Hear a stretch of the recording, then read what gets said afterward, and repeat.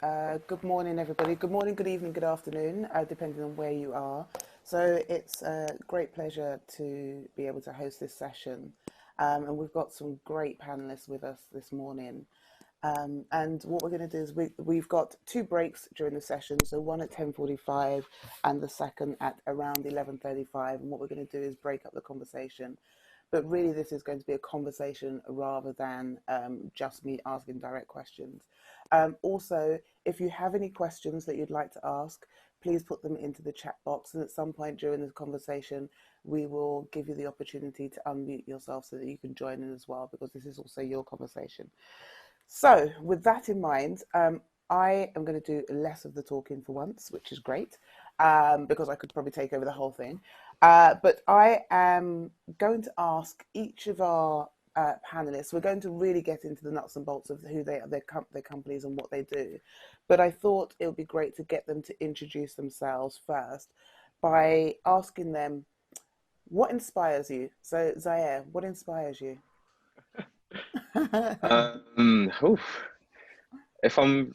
What inspires me, the main thing that drives me, in all honesty, is my nephews.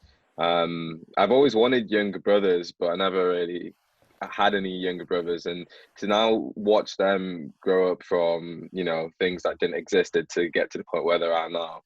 I think one of the things that I can do is try and put the world in a better place for them. And that's for them, that's for their friends, that's who they love, and pretty much anyone they come into touch with or contact with. So there's a big emphasis for me on seeing what I can do to improve things for them. Amazing, thank you. Vimla. Good morning. Morning. Sorry, it's Vimla. What, sorry? Vimla. Vimla, sorry. That's okay, don't worry. So the thing that inspires me is paying homage to where I've come from, and the story and the inherited story that I've got from my parents, and the ways and struggles that they've had to kind of deal with throughout their lives, and the opportunities that has given me. So that's the kind of thing that really keeps me grounded and keeps me going. Thank you. And already, because of our pre-conversations, I can see how much what both of you have said feeds into a lot of the conversation we're going to have later. And Annette. It's Annette. Annette? I will get it. Tearing up names this morning. Oh my God. It's all right. Hold on, Sarah, did I pronounce your name correctly? Yeah. Yes, okay. I win. What a great start. I was going to say what Zaire said about his nephews, because I've got two sons. And also I can mirror what Vimla said about wanting to honour the ancestry of our parents. So what I'm going to do is something different. What inspires me, one of the things that inspires me is I want people to know who we are. I think that there's a misconception about, I'm speaking as a Black woman, about who Black people are. The stereotypes are so strong and so invasive that people think that we are this one-dimensional being, and that is so untrue. We are beautiful and nuanced and talented and innovative, and I want people to be able to see that. And being able to do this work is amazing. So. Yeah, thank you. I totally get that, because I think with a lot of the anti-racism, diversity, inclusion events I've done, that one of the important things is to get across that there's no one way to be Black, a Black woman or a person of colour or any of that. And so that really leads nicely into my next question, which is, given the theme of this whole event is equity, what does equity mean to you? Because I think that, before we move right into the deep of the conversation, it's good to have a foundation of understanding of what each of us means when we're talking about that. So who would like to go first in answering that question? I'll go. Yeah. So equity to me is fairness. It's programs, processes put in place to make sure that people who are disenfranchised get opportunities. So for example, when I start talking about diversity, a lot of the time people start saying, oh, you should just hire the best person for the job, implying that being diverse is not hiring the best person for the job. And so what I say to them is that equity is going far and wide with your attraction, pulling in as many people as you possibly can who are diverse into the long list and the short list, making sure that your interview process is fair, so that the right person for the job can actually be hired instead of the usual suspects. So yeah, totally. Vimla. So everything Annette said, but I feel like this is going to happen a lot throughout the but equity for me is, it goes beyond leveling the playing field. So it's fine to have everyone in the room, and it's great to feel like you're included, but that equity comes when you're actually listened to, where your voice makes a difference, and where your thoughts, opinions, your heritage, everything comes into play to build the innovation, creativity, and all of the disruption that we know comes from diverse teams. Equity to me is the difference between just being in the room but being listened to. Yeah, totally. There's this a lot of organisations talk about doing diversity and inclusion, and I think sometimes where they fall short is actually going further and saying we're doing belonging as well. Because you can have quotas, you can get, you know, a certain number of people and say, right, we've done our bit, but actually you have to go further and create a culture of belonging where people feel like they're seen and heard as well. So yeah, what are your thoughts on that, on equity? Yeah, again, it kind of mirrors Annette and Vimla's in the sense where, you know, it's a big focus on fairness. I think, yes, leveling the playing field is definitely something that we want. However, you know, as well as Vimla said, it goes way beyond that. It's about feeling like we belong somewhere. I think one of the things for me is better representation of, you know, different types of people. And, you know, it's showing that there's more than one way to interact with these people. For instance, you know, it's cool that we can be in the room, we can have conversations like this, but how many of the places are willing to show off that these are the types of discussions that they're having? Are they also willing to make a change for these people? You know, it's great that we have things that are currently, you know, going on in the world right now where it's like buzzwords and it's happy, it's fun to have these discussions, but where does it go after that? You know, how are these people affected? Are we actually doing more for these people? Yeah, I think that's equity for me. I think I'd add to that, I agree with everything that all of you have said, but I think that I would add to that as well, that it's also about power and responsibility. So having people in the room and creating a culture of belonging also, to me, means that people have to have a sense of power and responsibility and autonomy over the decisions about how they engage within that space. So creating a space where people feel that they belong but also they know that they can make decisions that impact their futures. So Vimla, were you going to add to that? Actually, the point on power is really important, because I think, much to Zaya's point of how you have those conversations in the places that matter, leaders who are typically white men in a lot of these spaces will feel that this is an infringement on their power, as if power's a finite resource that exists. And it's not, and everyone can have power without it taking away from your own. And I think that's where equity really becomes important, because that's that stake, that's how you get it tangibly. But I think to add a kind of personal anecdote, I remember sitting in a room with some senior leaders, and it was about diversity and inclusion and how to build it into the space and into the program, into the workplace. And the white male leader of this organisation went, oh, I'm just sick and tired of being the white man on stage. And I sat back and thought, well, you don't have to be. You can give your spot to someone else, and you can physically give that space to someone and give your power to someone else and change it. And it's that conversation that's not happening. It's that kind of switch of mindset that we really need to try and bring in. I was having a conversation with a group of people who are running a great organization, great event, but they were talking about that they have managed to get some very high profile people around a table to talk about diversity, inclusion and equity. And I said, and they're committing to doing this and this and this. And I said, have you had the crucial conversation? And they said, what is that? And I said, have you had the conversation with them to say, if they really want to change their organizations, some of them are going to have to leave the board. Because if you want to do equity, it's not just creating a diversity group and inclusion group in the organization, it's actually recognizing that this has to go all the way up through the organization. Annette, did you want to add any last points to this comment? Nothing other than, yeah, completely agree. So the balance of power, I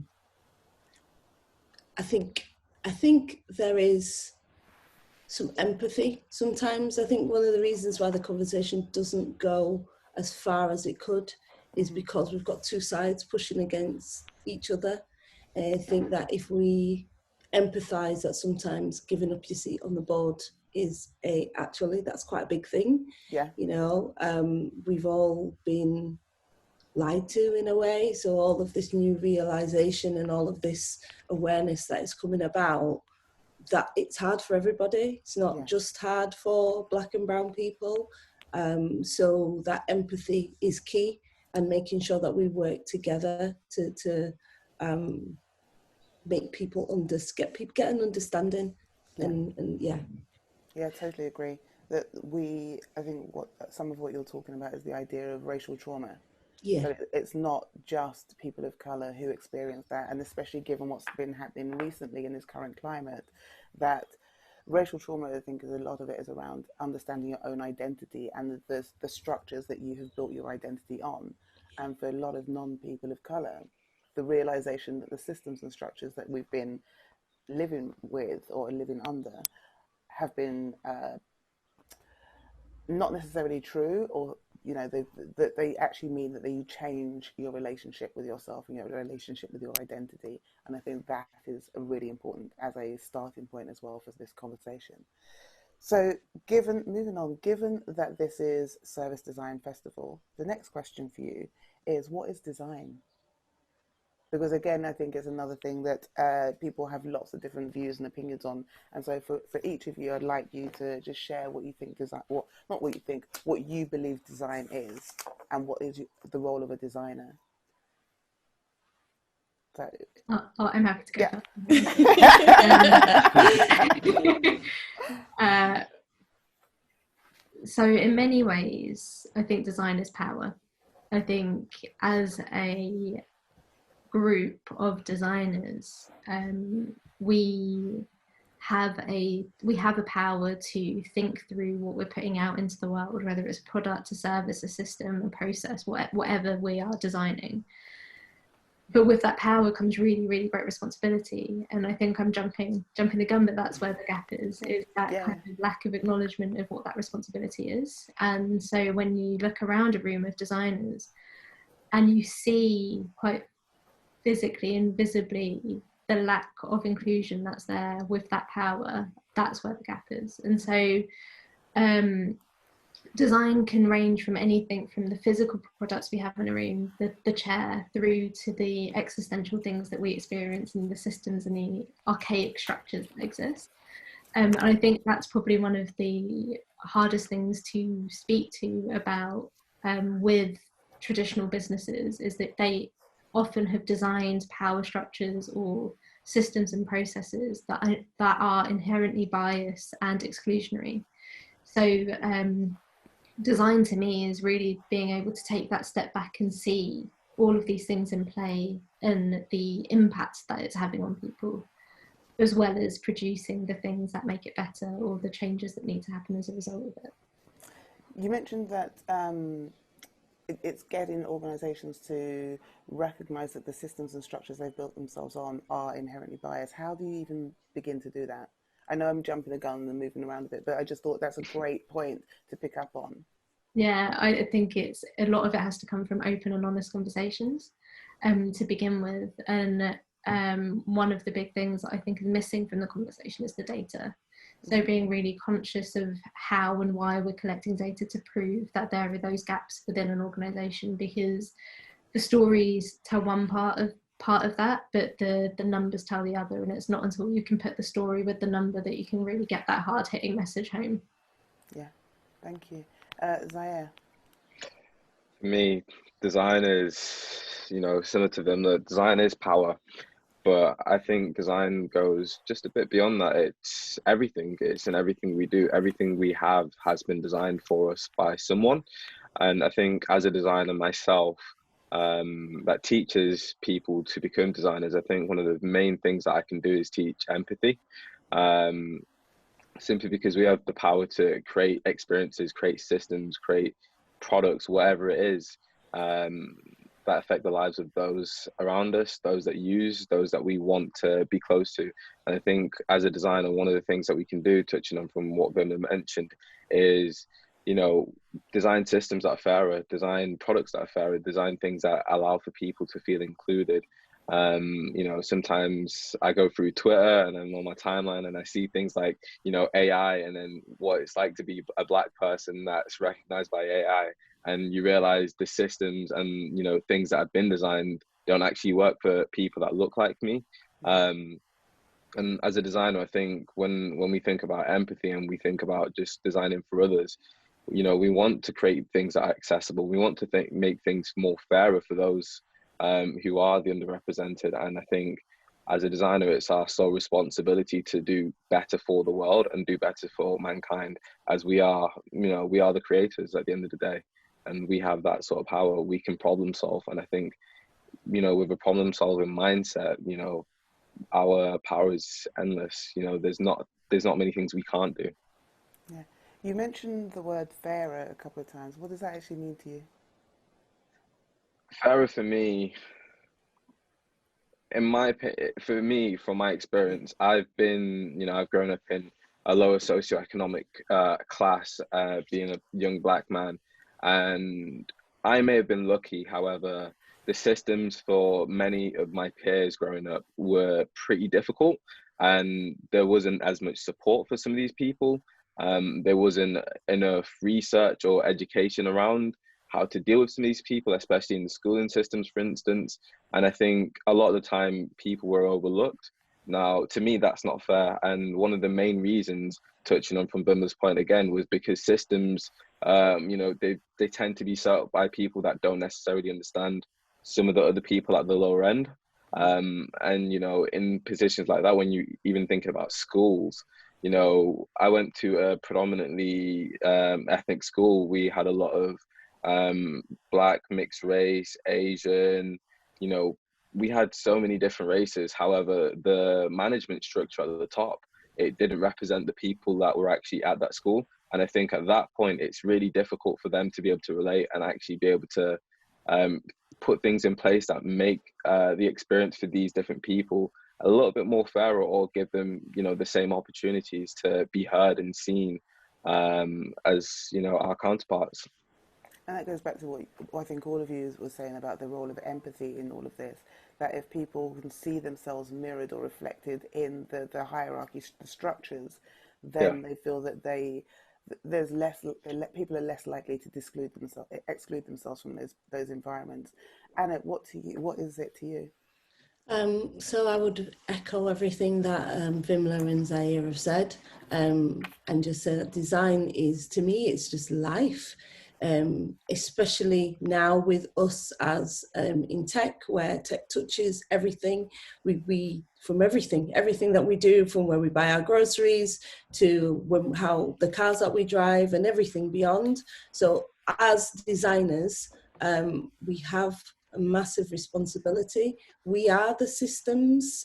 We are the future, really. We get the opportunity to build the future, and we get the opportunity to say what our society is going to be moving forward. So it's incredibly important that we, as creative people who tend to be a little bit more emotive and a little bit more sensitive anyway, that we use our influence in our design and within our teams and everywhere in all spheres of life, to understand our biases and where they're coming from, and the fact that we have them, and just be open and recognize who we are, so that we can put our real selves into the design and build a society that works for everybody. Yeah, I mean, a lot of what you says just reminds me of my own thoughts around the idea of politics. We have to recognise that politics is every decision that we make. From buying a bottle of water, a particular brand of water, it has been a political decision or a design decision put into that. And recognising that we have choices and influence, we start to recognise some of our power and responsibility within building the systems and the structures and the stories that we're trying to create. And so leading on from that, I wanted to ask each of you, and I know, Vimla, you touched on it in the beginning, what were the gaps that you saw in the market or in this whole design politics system that we're talking about, that you inhabit, that encouraged you, that made you make that final decision to say, I need to do something? I go. Anyone of you? So back in December 2017, I went to a conference called Tech Inclusion in London. I've been working for about 30 years now in and around tech. And when I went to that conference, it was the first time that I'd actually been in a fully inclusive environment.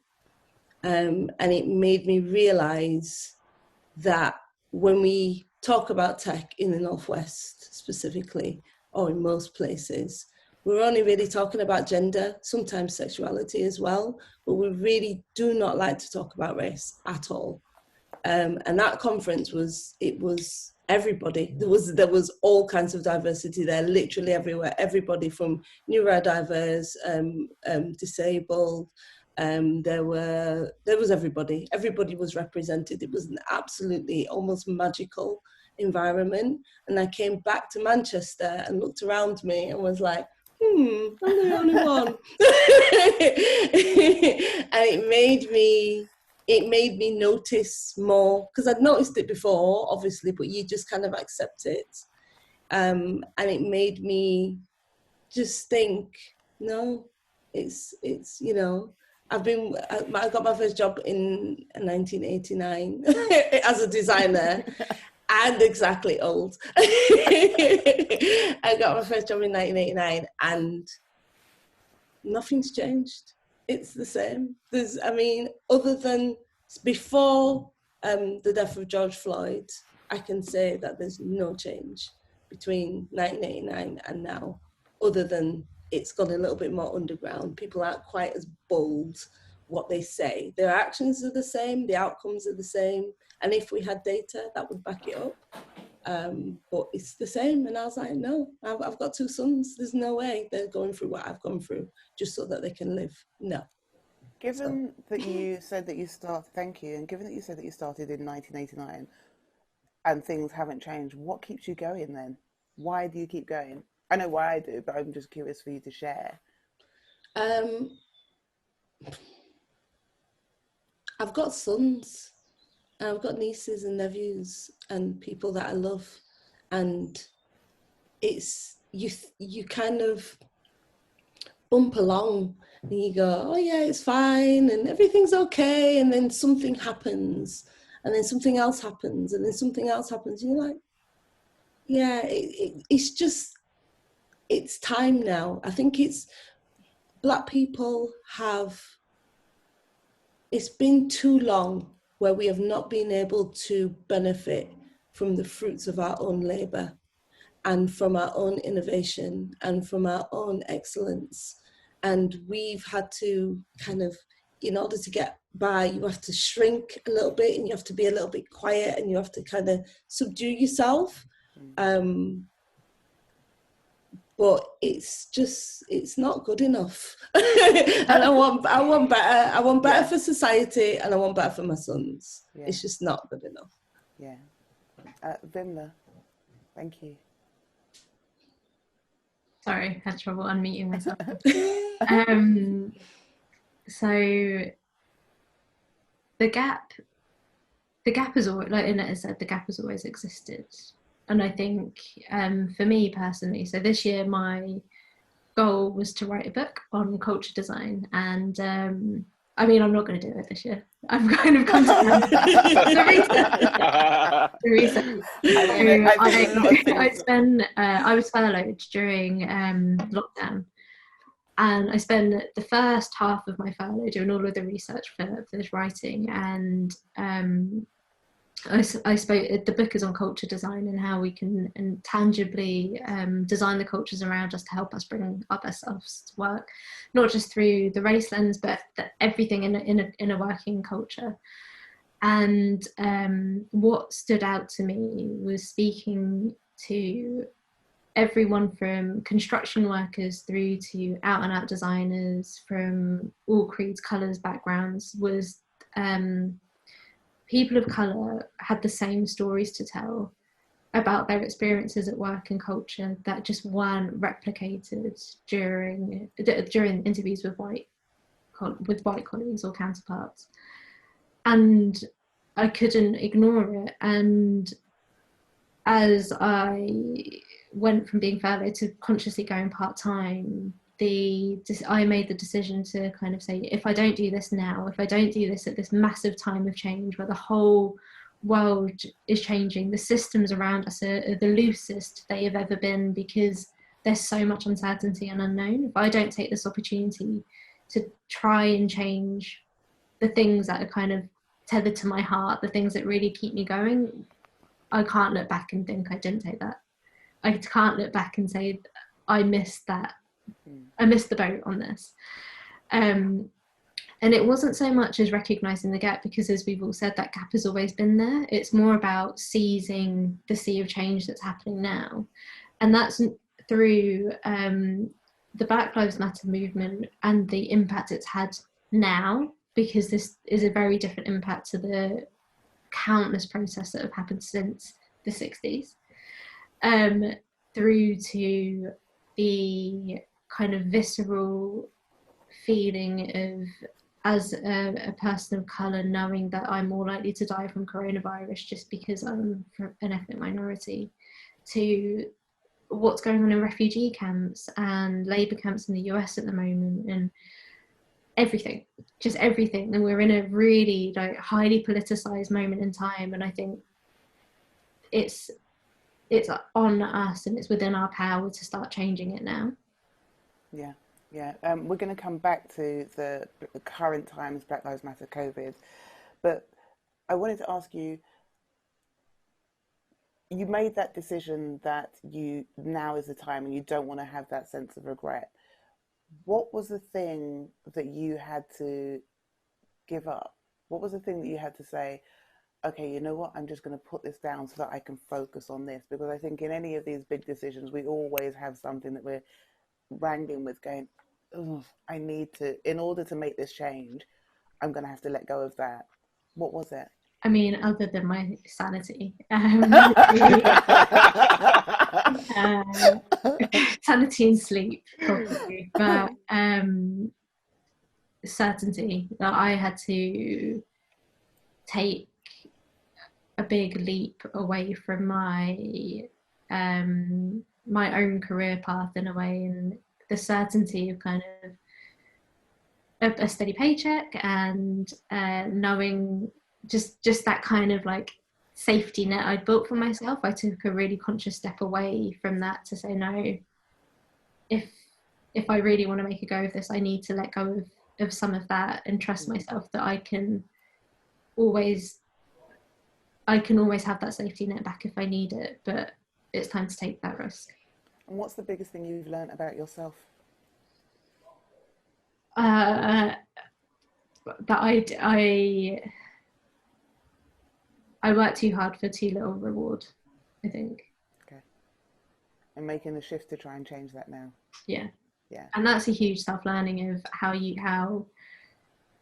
going back to the kind of systems and roots, how we're taught to value ourselves and our time, and how to have the confidence and courage to have that conversation up front and saying quite outrightly, my time is worth more than that to people.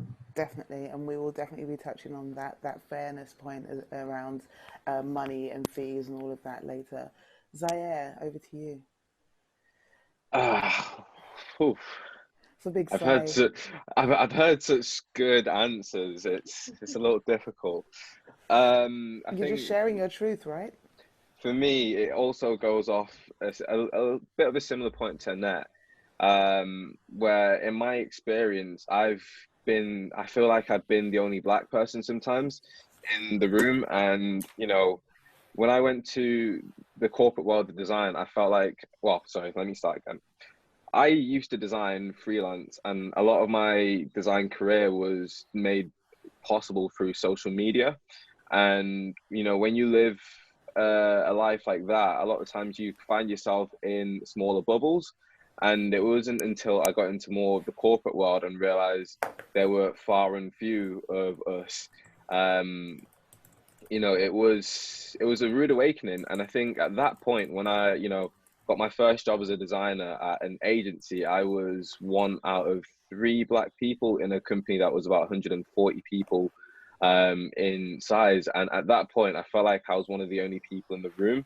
The gap in the market for me came from the fact that I realized, I don't think that I don't think it had to be that way. And one of the big issues for a company like that, I think, was the fact that, they didn't have enough of an emphasis on diversifying their team. And in doing so, what's the reason behind that? Is it the fact that there are people like myself that may not have skills that they marketed directly to these people? Or is it the fact that these people haven't actually went out and looked? When I realized that, one of the things that I realized I can actually control within my skill set was definitely given the education to find ways to get into scenarios like this. Not to say that, these are the pinnacle of your design career or your career as a black person, but if that is your objective, to get into a space where you think you're underrepresented already, through what we do at Love Circular, one of the things that I wanted to do was make that more easier and make the transition a lot easier for people to envision themselves in. Also giving personal experiences, giving stories, giving, the things that people actually want to hear and the things people want to know to allow themselves to get a better advantage in a space that typically they're underrepresented in. I think when I noticed that gap, it allowed my journey with Love Circular and what we do now to become so much clearer. And now we, focus on giving access to opportunities for the underrepresented as a result. Thank you, and I love the work that all of you are doing. But I wanted to ask you, you talked about helping people to make that transition, and I know in our previous conversation, the warm-up conversation to this, that we talked about the idea of, the knowledge of transferable skills. What are some of the skills that you feel, and all of you can chip in with this, we've got before the break, what are some of the transferable skills? Because sometimes people don't have the traditional route of getting into the design industry, of knowing that they will, first of all, knowing what a designer is and knowing that that's what they want to do, and then going, doing the A levels and then going to university and all of those things. So what are some of the transferable skills that you have or that you have seen that can help people get into the industry? So some of the skills that I've seen that I think are, they're so common, but people don't realize this is a big part of it. It's key stakeholder management, or just stakeholder management in general. A lot of the times as a UX designer, you're dealing with people that are high up, you're dealing with the customers, you're dealing with your internal team, and the ability to be able to communicate and understand the demands of the product you're either working with, the management's demands, as well as the customer's needs. Being able to mesh those things together and actually find a way to problem solve through design, as well as other ideation methodologies. For instance, you're in a lucky position where you can actually serve and meet the customer's needs as well as the businesses. And a lot of people, they come from backgrounds, whether it's even being a bus driver. If you're a bus driver, you've got to deal with so many different people, and you've got to understand the different people that are paying you, the company, the infrastructure. And I think stakeholder management is one of the biggest things that I see, and people don't even realize they have it, and they don't realize they have experience in things like that. And that in itself is already a very, very good start to even, you know, becoming, say, a UX or UI designer. Just the ability to communicate with people. Yeah. Could you define, just for those who may not know, what UX and UI design is? UX design is user experience design. It's essentially the design of how things work, and what goes into that. And UI design, user interface design, is the area of what a person sees, feels, and, you know, can touch. So, for instance, commonly speaking, people associate the two with design of apps, websites, but this extends further into stuff like software, products, sometimes physical products, sometimes visual. You know, it could be anything in design, really. As long as you're communicating to a user and you're designing for an experience, that's technically user experience design. Thank you. We are at the time for a break. I just wanted to quickly check that Annette or Vimla, did you want to add anything to that about the transferable skills? You can. Yes, you're also keen. Amazing. I'd say problem solving, curiosity, and hunger for learning. Yeah, really key. Yeah, definitely. I'm one of those people that didn't have a traditional route into design, so I studied history and politics, and I think absolutely that hunger, curiosity, but also what we've all spoken about is empathy. That understanding of people is really, really crucial for that key stakeholder management, but also to understand how to learn. I think, yeah, empathy is the crux of it. yeah. Great, thank you. Okay, we are going to take a 5-minute break. So stretch your legs, bathroom break, get some water, hydrate yourselves, and we'll be back at 10:50. Okay, we're going to move on now to more. I'd really like each of the panelists to really share a bit more about what it is that they're doing in this area of design. So their businesses, but also themselves, you know, what's their area of specialization and how they got into that. Because to give a little more flavor about why we've got these wonderful panelists, because they each have a very different kind of background to this. And then we're going to move on to talk about why now, what's happening in this current time. So I think we'll start with Vimla. If you want to share, you know, the story, what it is that you're doing, and what is Love Honey? Oh, sorry, Honey Badger. Oh my God, me with names today. What is it? I've got post-it notes with everything, and I'm still going there. It's definitely a Friday morning. So Honey Badger was founded during the last 3 months during the pandemic, and we take a unique approach to helping organisations realise the shift that they need to make. So it's me and my 3 co-founders, and we each specialise in a different type of design. So I focus on the culture design, which is understanding how to build cultural environments that work for everyone, and the truest sense of everyone, not just the people that are in the room, but the people who aren't in the room as well. How do you build a culture that includes everyone, even if they're not there? We then look at experience design as a way of shaping the lived experiences around that. So if this is the culture over here, then what does the experience look like, both for us internally, but the external view out into the world, and the brand and the imaging all around that. And then the pivotal point is number design, and how you capture all of the data, numbers, statistics that prove the changes that you're making across the culture and the experience, to show that the way you're making decisions is having the impact you want, but more crucially, measuring the things that matter, not the vanity measures. So really digging hard and getting uncomfortable with the numbers that tell you the story you don't want to hear. Is kind of our approach to design. Thank you. Yeah, because earlier you spoke about the fact that the numbers is one part of the story, but it's everything else that has to come together to create a more holistic approach to everything that you're doing.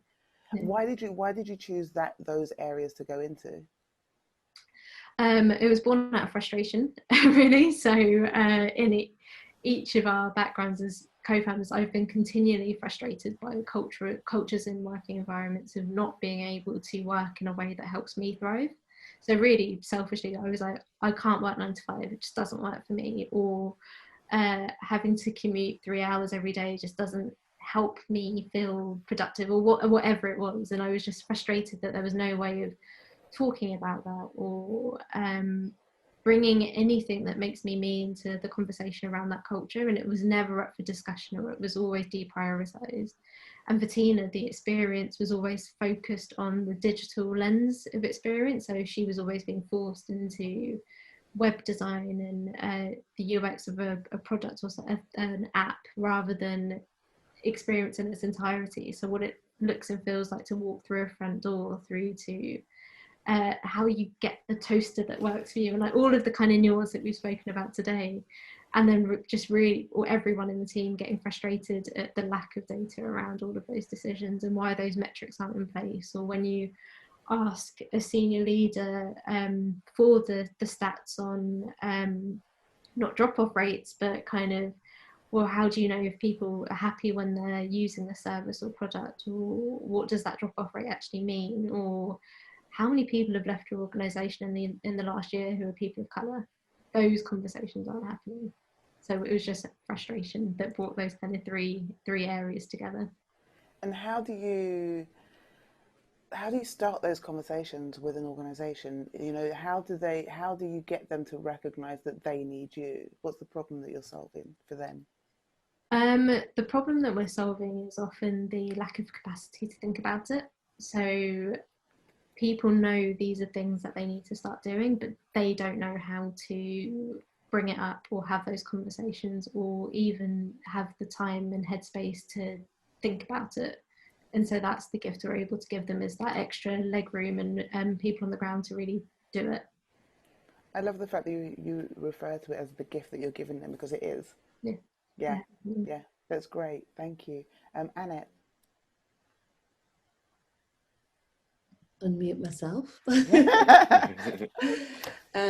So I started Diverse and Equal about 2.5 years ago now, and I did it to increase the amount of diversity in tech. It's the focus at the beginning was specifically in the Northwest, but we are going to be branching out.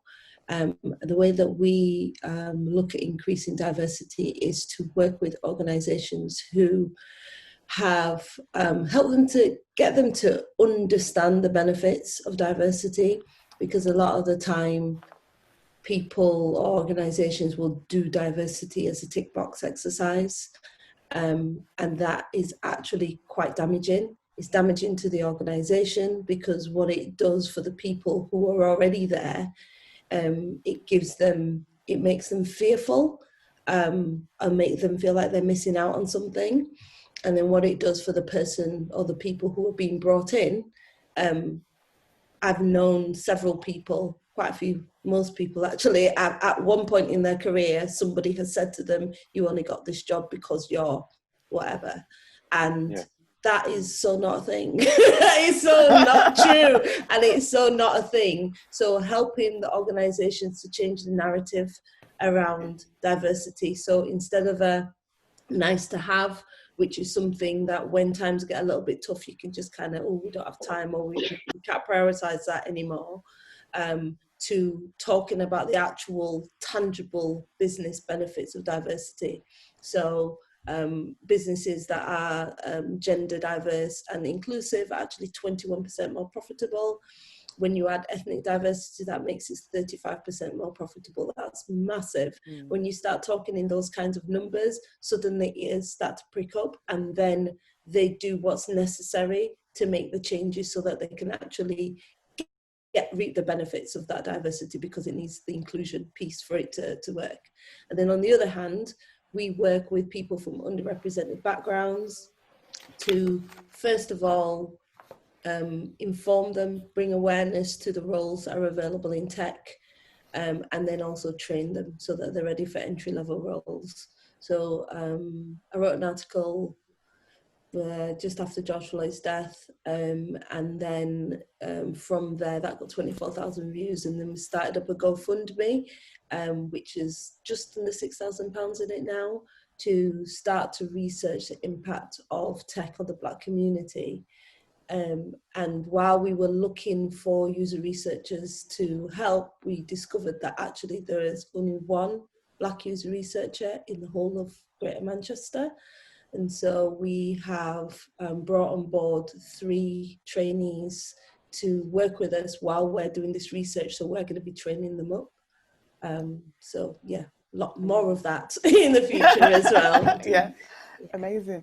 One of the things that you said that really struck a chord with me is you mentioned do diversity, and I think that sometimes that's the problem with businesses, that they think that they can do diversity. It's a thing, it's a project, that it sits with HR, and you assign a little, you know, we've done it now, so we don't have to do it. And one of the beautiful things about what you and all of you do is that you get organizations to understand that diversity should be systemic.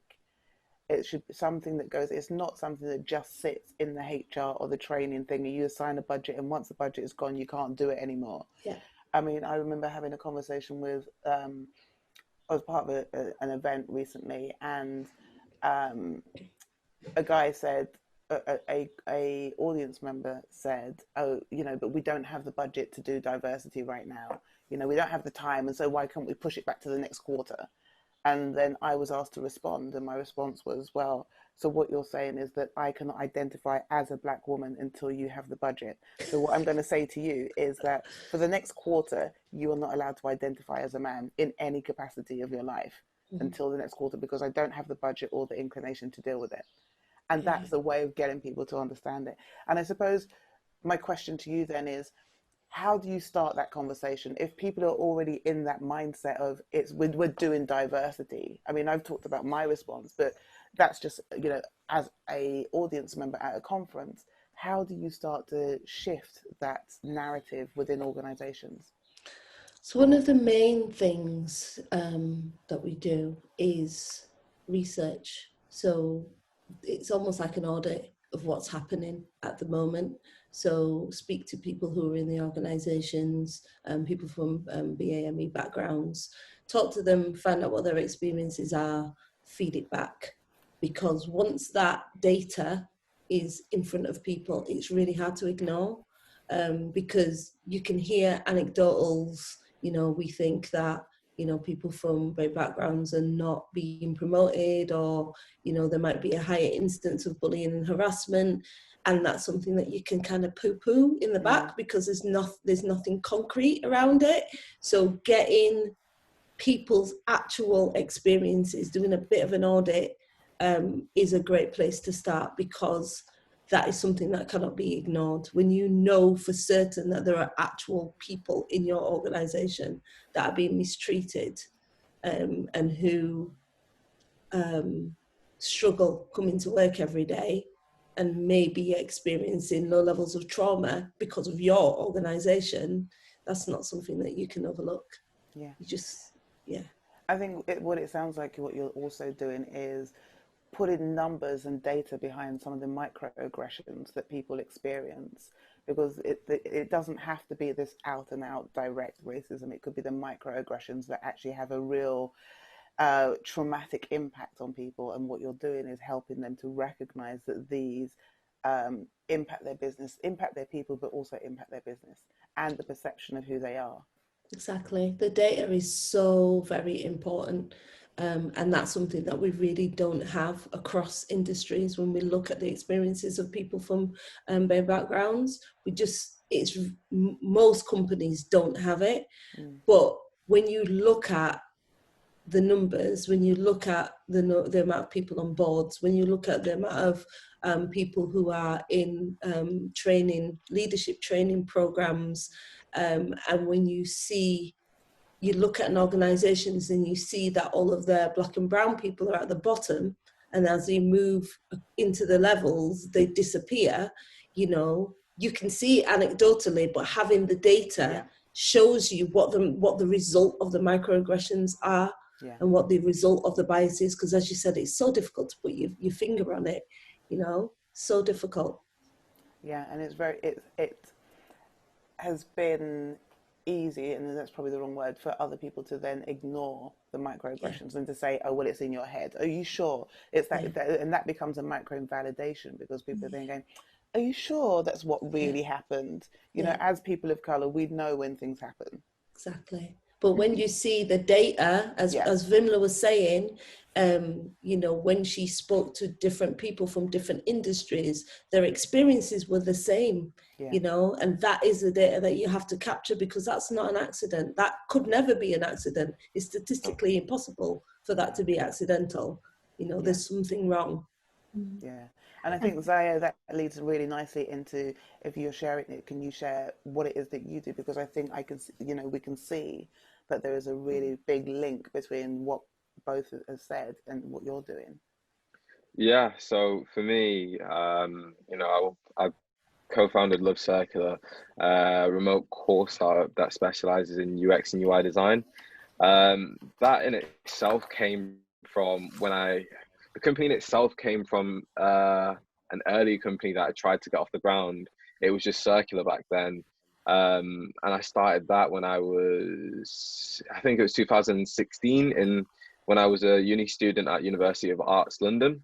One of the reasons why I tried to set up Circular initially was to find new ways to, you know, meet other creative people, or people that had an interest in creative hobbies, pursuits, that came from, you know, different types of backgrounds, different walks of life, and had interest in different things.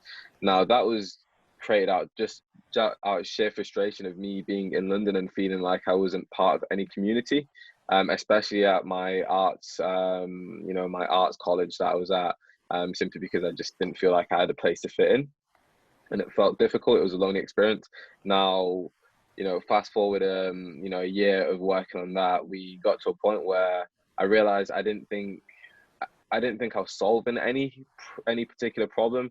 Great that we've got a community of over 500 people that can communicate with each other, but I felt like there was something missing in terms of the end goal of what we want to do for those people. And, you know, that was a lot earlier in my career. So what happened was, I put that project on pause. You know, I got some experience in industry, and, you know, it ties us back to one of the earlier points where I felt like I was one of the only people that looked like me in the room. And at that point, when I realized that there was a clear need for more people that looked like myself, even from the bottom of the hierarchical chain in a company, you know, one of the things that I wanted to do then was take a look back at what we did with Circular and try and rebrand that. And in turn, we set up Love Circular, and the main aim at that point was specifically to be able to provide opportunities or access to opportunities for underrepresented people, just based off the fact that we already worked on building communities once. Now let's work on figuring out a way to help more people that were from a community like the initial Circular group, or people that may come from backgrounds similar to myself, get the opportunity to education, and that education can in turn help them, you know, change their lives, transition into a new career, do something that's more challenging for themselves. A lot of these people have desires to change their situation, and, you know, one of the fortunate things that, you know, we can experience sometimes in design is a well-paid job, a company that, you know, gives you great work-life balance and, you know, great benefits. And for some people, working from home is one of the only ways that they can actually commit to their family, you know, their family's needs and their own personal needs. And for some of the people that we work with, this is an opportunity to completely change their lives and change the lives of others. I know sometimes it seems like people say that loosely, but the work that we do with these people, our design students, is incredible. I think it's been incredible so far to even get to the point where, you know, 5 or 6 of our students have now gone into full-time employment in the field of UX design. You know, when I first started this out, I had that as a pipe dream, but I never thought I'd get to say that. I just had it as a goal, and we worked relentlessly towards it. And to get to this point now, one of the things that I'd love to do, you know, touching on from Annette and Vimla's statement about data, is start tracking data, because for me, I think data is going to tell the bigger picture and a bigger story at the end of the day. And sometime next year, I'd love to take part in a study, or even be in a position where we can conduct our own study and show the results. I'm working on a project that includes some data and about founders, Black founders specifically, but I can't talk about it yet. is coming out next week, and you might see it. I love the teaser there. I'm doing this, but I can't tell you about it. That's a great call and response. Yeah. So a couple of things there. We'll go to the COVID one second, but how do you then start to have, or what are the conversations that you have with organizations that are trying to try and get your people, your students or your alumni into Yeah. those organizations? So as we're earlier in our development cycle as a company, one of the fortunate things is we're not in a position where we have to convince too many people just yet. Okay.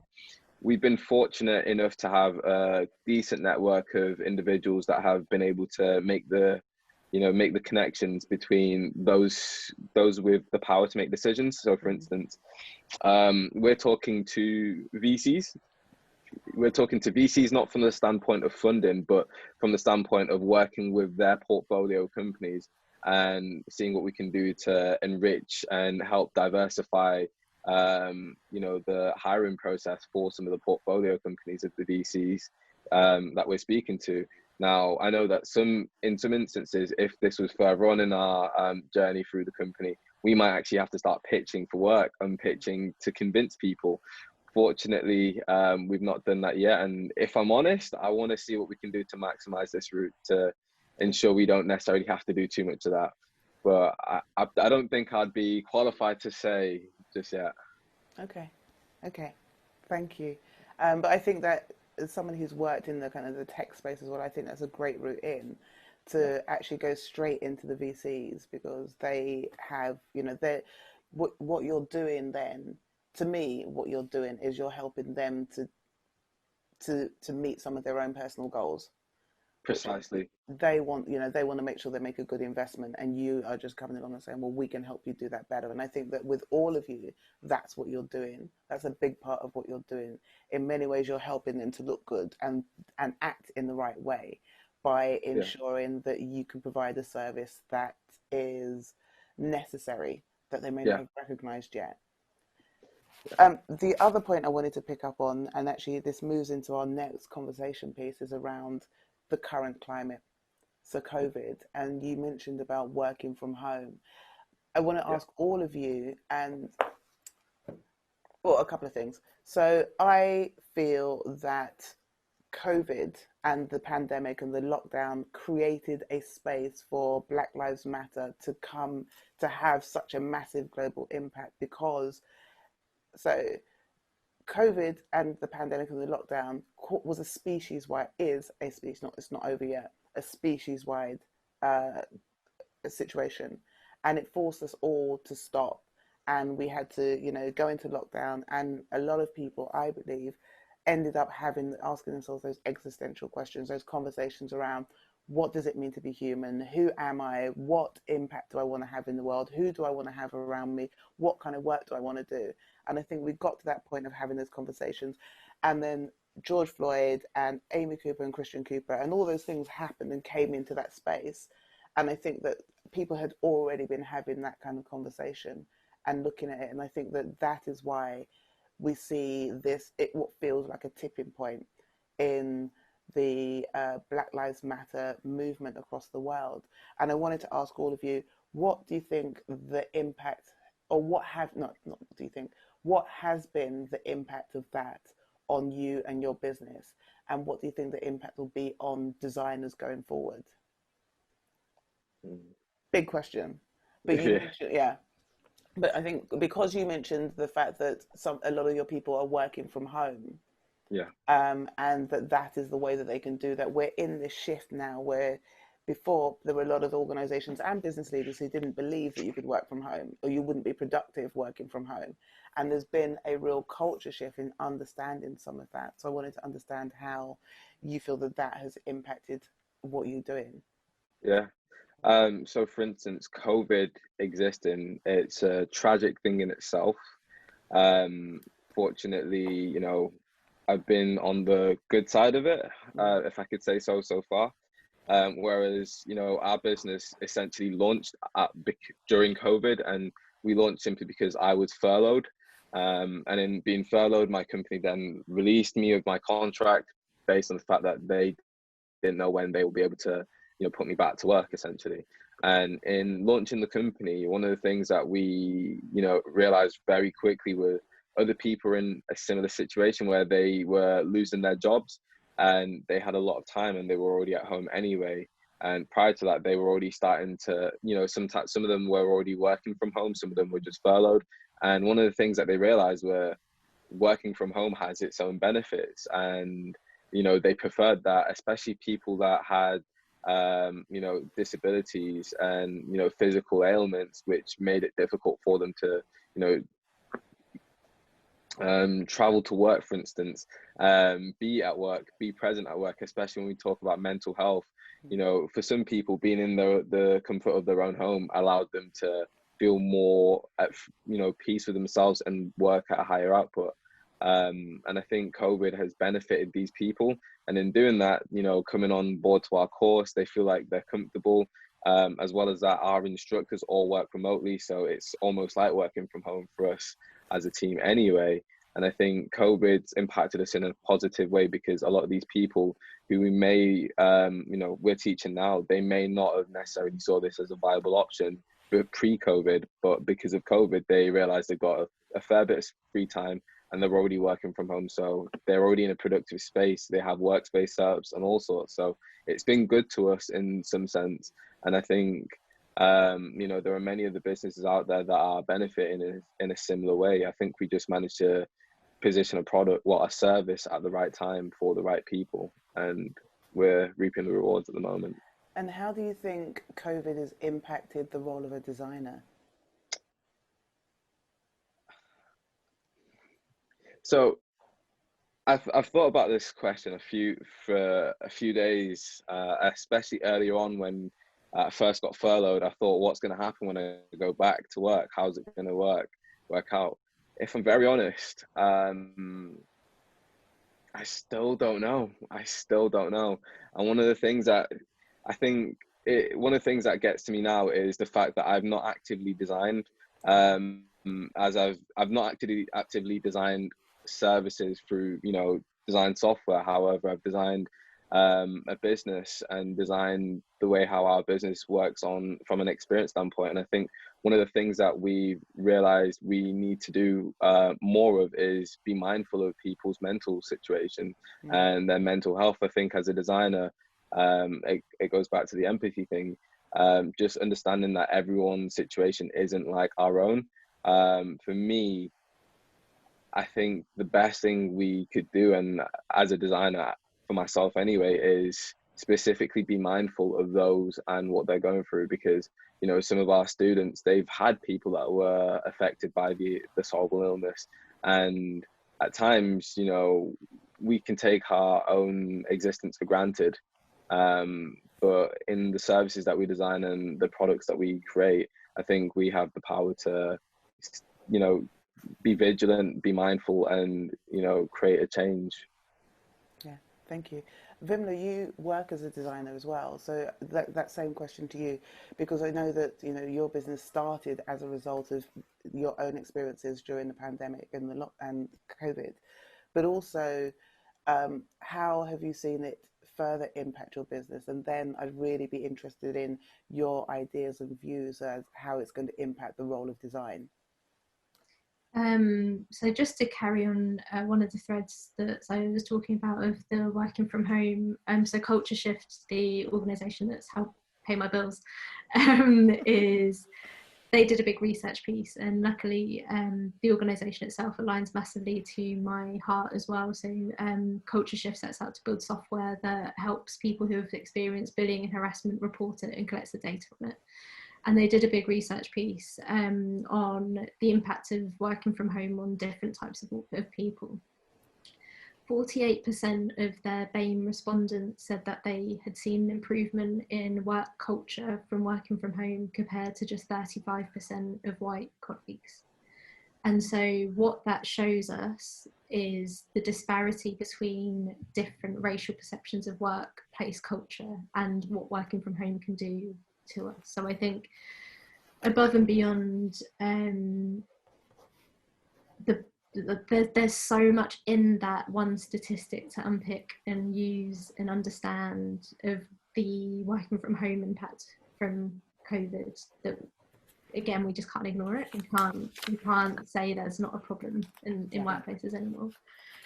The impact of COVID on, so me personally, I've probably been on the bad end of it, if we should say. So my auntie passed away from coronavirus really early on in the pandemic, and I did the classic thing of distract myself with work to not deal with any of that. And I think so COVID gave me the opportunity to do that because I was furloughed, I had lots of time, and I needed the distraction, which meant I went full steam ahead with the business, the book, like putting it all together, to only then burn out kind of like a month and a half later, as you do when you have that kind of coping mechanism. But again, because of the circumstances we were in and being able to work from home, I could take the time to really look after my own mental health through that. And again, that's been this whole learning curve of what would have happened if I'd been in the workplace during this, and what difference that would have had on me, because I probably wouldn't have gone to work, but I could work in a way that suited me to give me that balance of distraction, personal space, taking time off, having a power nap in the middle of the day, all of that kind of stuff. And so the role of a designer, to go back to what we kind of said at the beginning, and the power that we have, now is our time to shine. So a lot of the design communities that I'm in have been complaining about the lack of authority that design has in the space to really change, or comes up with the new innovations that meet a roadblock because it's too different, it can't land, etc. And for me, the role of the designer is now not to take those excuses anymore because of the uncertainty that COVID has given us. We are in a time now where we can take all of that innovation, creativity and enthusiasm we have to change things, because COVID has proven we can change quickly and at speed to make things happen. So it is now our responsibility and our power and our gift to take that further and say, well, you've done it before, so let's do it again, because the way things were working before can't exist anymore. The world has changed. So let's think of the new way we want to do it. Let's think about how we give people benefits now. Let's think about how we solve homelessness, because you can't be on the streets when there's a pandemic.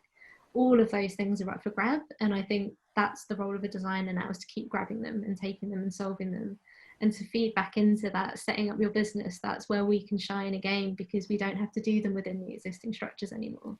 We can do it on our own. We can do this now. Yeah, amazing. My condolences for your loss as well. Thank you. Yeah. Annette? I agree with everything that everybody said. I agree with what you said at the beginning, Ada, about people having to stop, and it was almost like an existential crisis, wasn't it? Yeah. Everybody had to, like, well, who am I, and what is it that I value, and what is it that what kind of legacy do I want to leave in this world? And so it's been an incredibly powerful time. I was working full time up until about 4 weeks ago, and the fact that not everybody's, but there are more allies now. There are more people listening. There are more ears open. There are more people who are willing to examine themselves and who want to see a better society, because they can see the places where we've gone wrong, and want something better for themselves and for the children. And so I felt that I had to grab that opportunity. I said to myself, if I can't make my business work now, when literally people are contacting me left and right on LinkedIn and on Twitter and whatever, trying to, like, okay, can you come in and help us? If I can't do that now and make that work now, then this feels like an opportunity that you grab with both hands. As Vimla said, all the structures have been broken down, and it's time for us to build it back up better. Yeah. how do you, and it's something that I know that I've wrestled with, and I actually started an event once. I was hosting a global conversation on anti-racism, and for a group, and there were 200 and something, say 250 people from around the world.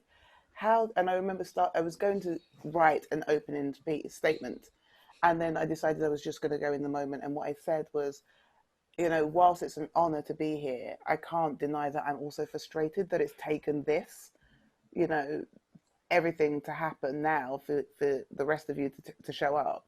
Yeah. My question to all of you is, how do you channel that frustration? Because I'm sure there will be people who are listening in who are feeling that same sense of frustration. And want to know how to deal with it. But also at the other side, and going back to what we spoke about earlier, is that on the flip side of that, you have people who are just coming to that realization of, oh crap, the systems that I thought were working in a particular way aren't. And I now need to question my identity and the way that I've acted and the way that I engage people. How do you start to, any advice, I suppose what I'm asking is any advice on how to deal with both sides of that from any of you? I'd say that, I think it was back in February or March, just before all of this blew up, I went on an anti-racism course, a self-care course, anti-racism for women of colour with Nova Reid. And I could not have anticipated how much I would need that course.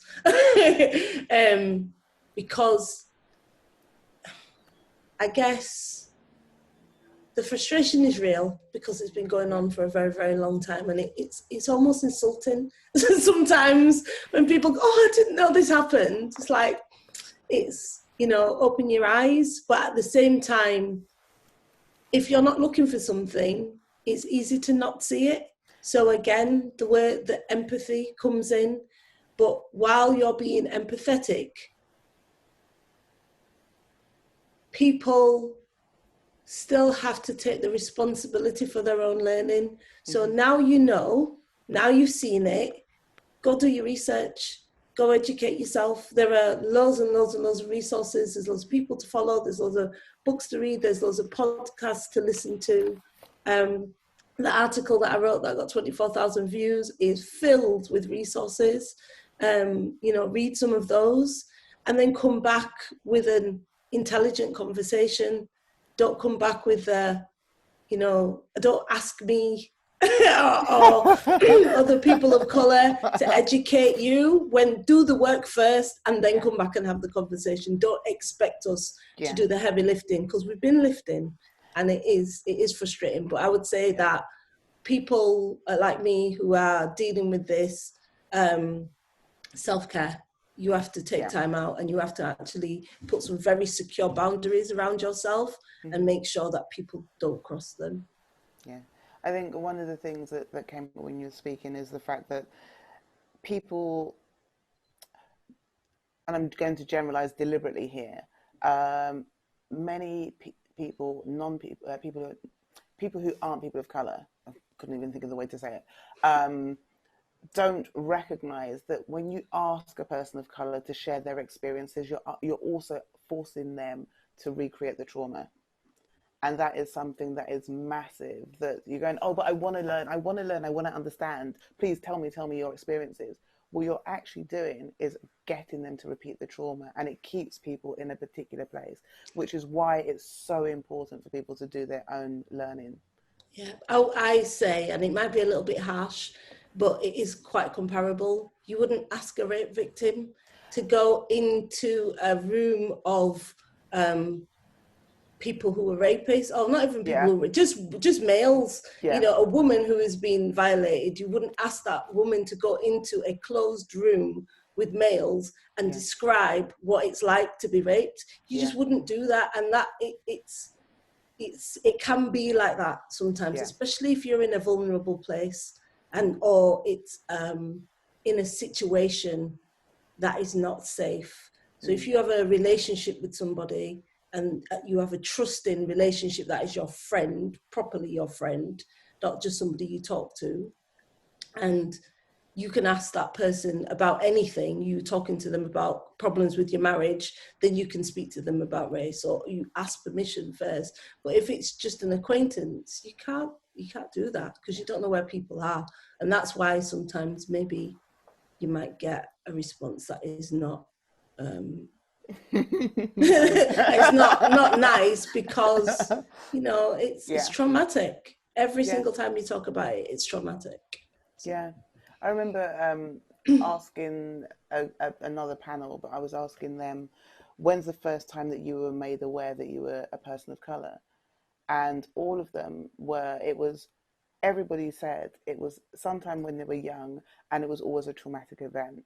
And that is something that stays with people. So if somebody does decide to share, and this is my advice to the audience, if somebody does decide to share, listen, and do not make it about you. Do not put yourself in the center of that, and do not say, oh, but then when I went to India, I experienced it, because it's not the same. It's not the same. And what you're doing is you're negating that experience. So yeah, I just wanted to say that. Vimla, was there anything you wanted to share on that? Yeah, it's everything Annette said. It's exhausting. It is so exhausting, and I probably I've not been good at the self-care bit, so I've continuously put myself out in the firing line of calling it out or having that conversation, and it is just, that frustration is so real, and it continually makes me angry, and there's no way to channel that anger, because we're not allowed to be angry in the space, otherwise it's a detriment to the cause. It's, you know, we don't have that privilege. And I've been giving the same talk probably for about 5 years now on this topic, and every time I refresh the resources in it, I'm disheartened, because it's the same stories again and again, just in a new form. So a big crux of it is around the data we collect and how it leads to racist outcomes. So what was I ever saying of the AI that's going out into the world, and it just doesn't change. That story does not change. And what really sticks in my mind, when you dig underneath the surface, is the organizations and companies that are putting that technology out into the world know it's racist when they do it. And so there's no excuse for that. Like, I can't even grapple with that of, oh, we know it's going to racially profile people, but that's it. That is it. And there's no conversation around it. So yeah, I'm angry and I'm frustrated and I'm exhausted by it. But as we've all said, the time is now for change. So it is about finding the avenues to channel that into something that's progressive and actionable and tangible for people. And as Annette said, people are listening now. Mm-hmm. So whereas before we were only speaking to people who already knew about it, now we're speaking to people who don't. Your point of asking people of colour when they realise they were a person of colour, I think, is an awakening that the world is going through now. So non-people of colour are realising their faults, and that's hard. But people of colour are also also being forced to recognise all of the normalisation we're forced to accept throughout our lives, and that's really hard, because it's all of a sudden. I posted on Twitter the other day, like 9 out of 10 times will get shouted at when I'm going for a run, and I've never made a thing of it. It's never been an issue. It's just what happens when I go for a run. And my white friend said that has never happened to me ever. And it's those things that we're starting to have to become conscious of. That isn't a shared experience for everyone. It's a shared experience for a few. So that awakening is definitely happening across the board. And I think, thank you. And I think that everything that both of you have shared is really an insight into some of the things that designers need to take into consideration as well when they're designing products and spaces. And this is one of the reasons why I agreed to do this session, is because it's not just about designing the products and services, it's also understanding, getting into the nuances of our experiences, that as a non-person of colour, you can read all the books you want, you're never going to get it. And there are some things that will not be able, that language and stories and films and all of the stuff is not going to translate, which is why it's so important to make sure that you have the diversity of people designing and working and all of that. But also, I'm going to turn it back over to the businesses for a moment. You also have to pay for that. You also have to pay for that, because we are experts in our own experiences. And so I know that one of the conversations that we had previously was, and some of the conversations I've had with others, is that there's also been a disconnect between paying people of colour who are working in these spaces compared to paying non-people of colour who are working in these spaces. For some reason, there's been a disconnect between non-people of colour getting paid more for the stuff that we are doing, that we are sharing our own experiences as part of that. And we are the experts in those areas. And I just wanted, if you feel to share, is there anything that you wanted to add to that kind of, that recognition of how difficult it can be sometimes, or the conversations, or we recognize our own value. I think that we all recognize our own value. I think that the part of the problem is that having that conversation, or and getting somebody else to recognize that value and justify it, where we don't make ourselves smaller by saying, oh, well, you know, how do we get other people to have that, to recognize that? So Zaya? I'm currently working on this. Well, I was, when I was still, you know, looking for jobs and things. Just touching on from, you know, when you initially mentioned we have, there's times where we make ourselves smaller to try and fit in. I realized this the other day when I spoke to a previous colleague at the last company that I worked for. Now, we both had a very similar role. However, very similar role, very similar position. However, his salary was £10,000 more than mine, which was a significant difference. And when we both spoke about it, one of the things that I realized to myself were, I feel like I had to make myself smaller to fit in, especially, you know, given the fact that the company before then, I was one of a few. I was very, in my experience, I was very insecure about myself and whether I had any belonging there. So in turn, I may not, in my opinion, I may not have fought hard enough for what I think I was actually what I deserved. And as a result, you know, money's not everything, but from a monetary standpoint, I was at deficit off the get-go. And I know for a fact, I still fought. There are many out there that probably won't even, simply because the opportunity in itself is enough, or, you know, they might want to, they might minimize their own experience and who they are, their own skill set, just to get the opportunity. And I think I'm still working on it.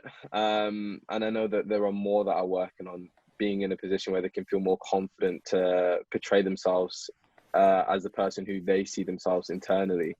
You know, who you see yourself in your head is a lot harder to portray as a black man to someone who's sat in front of a predominantly white interviewing room.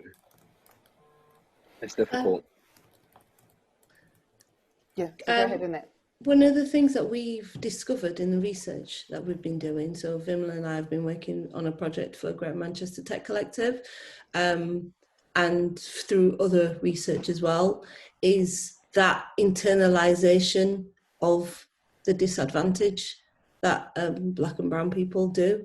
So, you know, Zaire, you saying that you didn't have the confidence, but possibly that could have been the culture. You know, the culture made you feel like you didn't have the confidence. If the culture was correct and right, they would have empowered you to have the confidence. And also £10,000 is massive for the same role. And they could see that. You couldn't see that, but they could see that, and they could look at it and say, actually, that's not fair. And they chose not to. So a lot of the times that Vimla mentioned earlier about the adaptations that we make in order to fit in, a lot of that we put on ourselves the bias, the systemic racism, all of the disadvantages that are actually the blockages that are just put in front of our way all the time. We internalize that and we think it's us when actually it isn't. And I think that's one of the reasons why it's managed to go on as long as it has, is because that's a gaslighting from other people. And then there's also we've believed it. We've believed the gaslighting, but this time is now where everybody is waking up. Everybody's doing it. So yeah, definitely. Vimla, yeah, I think there's so the kind of salary negotiation that you have when you're joining an organization, I think, as Annette said, has come out consistently in a lot of the research we've done of we're not equipped to do that, or black and brown people aren't equipped to do that. I think, generally speaking, like I know that's a massive generalization, but I think there's also the kind of element of we're not taught how to ask either, and that as a whole. So in the UK, culturally, we don't talk about money or salaries in the open, and that is where a lot of the kind of uncertainty or unknowns exist around where you should sit on that pay grade. And it's definitely a British UK cultural thing because it's not replicated internationally all the time. A lot of other countries will have a much more clearer, transparent pay structure, and you just know where you are within that band. And I think, unfortunately, in a lot of multinational organisations, they will have it in their contracts that you're not allowed to discuss your salary with other colleagues. And that's part of the problem, is where it's also put into writing that you're not to discuss what you're paid with other people, and that just again is beyond belief, until you close the door and again you realise you're 10 grand, you're being paid 10 grand less. And then in terms of being a new business trying to have that payment conversation, it still surprises me. Like, I understand there's always going to be negotiation to be had because that's how it works in a lot of cases of, oh, we just need 10% less or whatever it might be. But it still surprises me, the shock when the day rate's put in front of people. And, you know, I'm not doing this out of naivety. I've worked in agencies before and know the standard rate for a designer, be it through a consultancy. But yet still there's an expectation that that's not how much this work will cost, even though it's designers working on the project.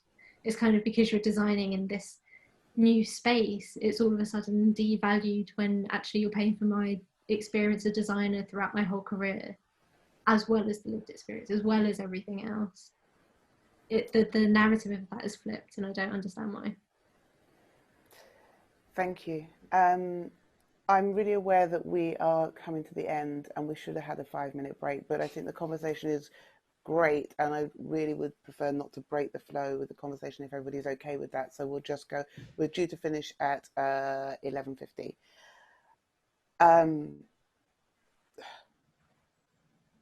Yeah, there's so much in there. There is so much in there that you've all graciously shared. I think as we're coming to the end of this session, my question for each of you would be, how can individual designers or the industry help to make how can they help to make better spaces? How can they help you in your mission? What can they do? So what's the call to action from the audience and from people who may watch this video later? And that goes to each of you. So whoever would like to go first. I'll go first because the other two have got a habit of saying what I'm going to say. So I'm going to get mine in first.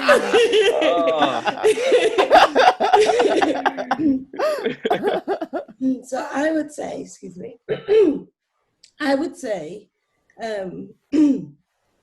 understand that you're powerful as a designer.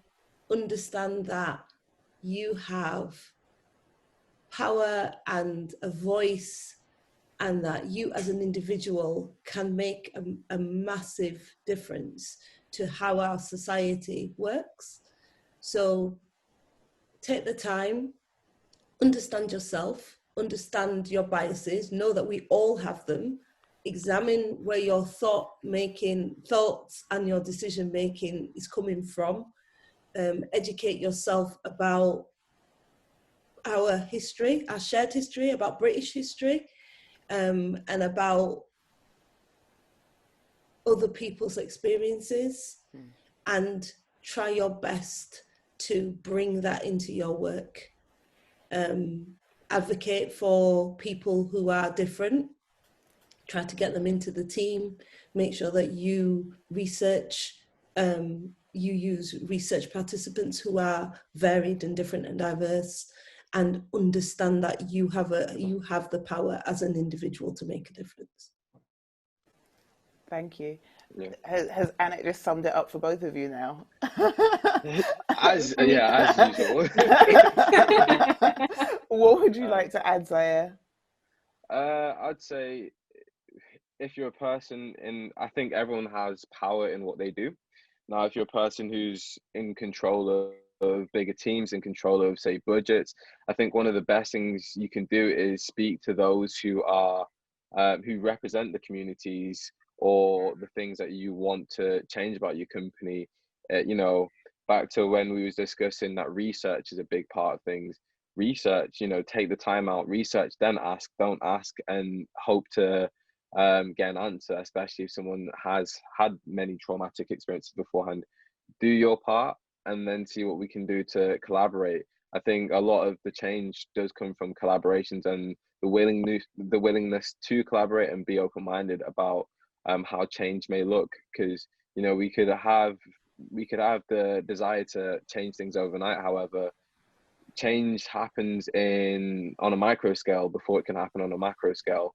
And I think one of the things that we can do for that is just be more mindful and be honest about ourselves and honest about our biases, similar to what Annette said, and you know, take that moving forward. I think empathy is at the heart of everything. Again, I can't stress it enough. For me, empathy is everything as a designer and anyone who has power.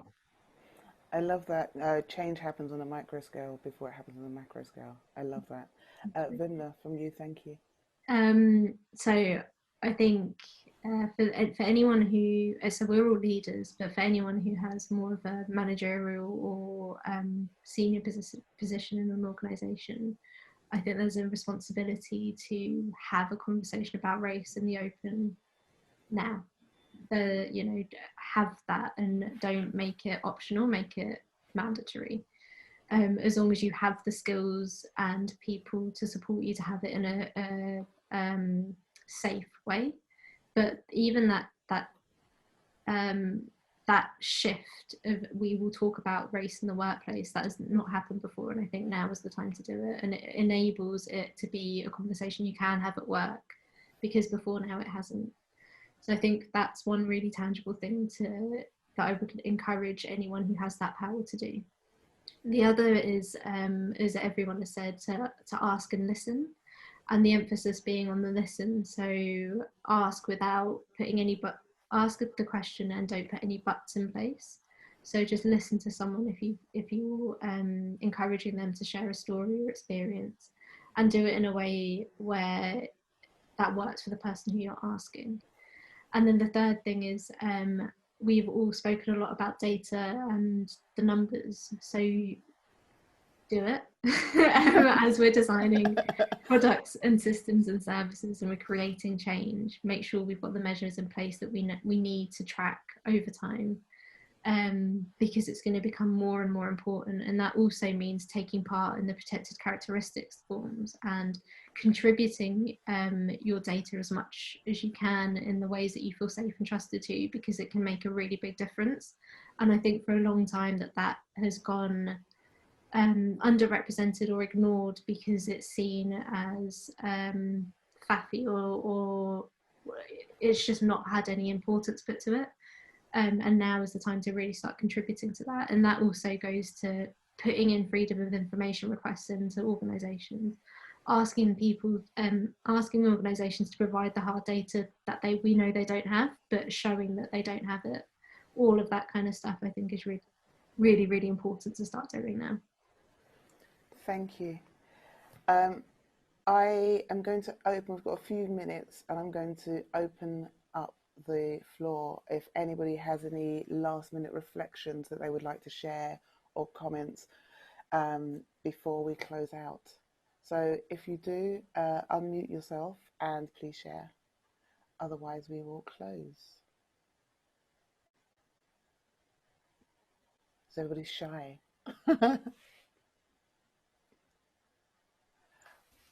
I guess Yes. I would love to. Okay. Say a few words. So thank you for allowing us to share this space.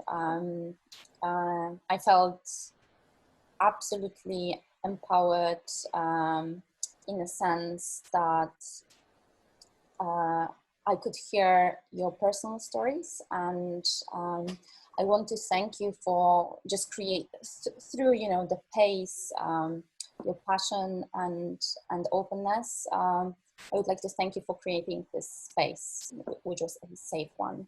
I felt that it was super intense. So just to share, I'm quite afraid to ask questions, any more questions, and I feel like I need some time also to digest and to find my place in the world, to be an ambassador of change, even the micro one.